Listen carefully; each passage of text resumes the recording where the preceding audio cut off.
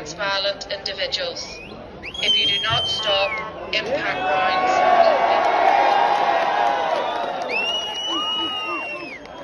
rounds. All day yesterday, there was just an eerie, tense feeling through the town. Houses and cars burnt out, and many more homes with windows boarded up. But then, from around 8 o'clock, crowds started to gather. It was being spread online as a protest, but there was no sense of demonstration or anything at all. It was just groups of people waiting around for something to kick off. And look, it certainly did. So it started with rocks, then fireworks, and then escalated to petrol bombs. I was seeing young teenagers rip apart the curbing of their own town to throw at PSNI officers. But what struck me, Ciara, as one of the most depressing points of the night was when I saw a petrol bomb ignite across the bonnets of 3 PSNI vehicles. And then just as I'm looking at this, I turned to my right, and there's a toddler on their parents' shoulders. Families were coming along to this, and those riding up close to the police were all young. They were young teenagers. They had gloves on. They came prepared. But there were young girls going around with balaclavas on, draped in flags on their backs. A water cannon was then deployed, and the disorder, I suppose, it started to move through the town.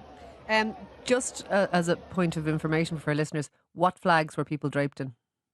Union Jacks. And the area where the houses would have been boarded up and smashed, you know what part of the community you're in. Every light pole would have a Union Jack and bunting.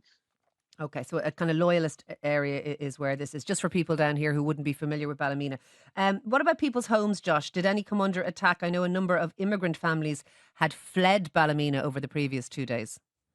Yes, so I stayed out till after midnight, and I saw one home being attacked, at least one home, with my own eyes, that the windows were smashed in, and then when police officers went inside the house, they started to then fire fireworks in at them. But you're right, this wave of violence has been targeting immigrants. There are many nationalities living in the town, but they're starting to put up signs over their doors now to let the mobs know which nationality they are, in the hope that their homes will be left untouched.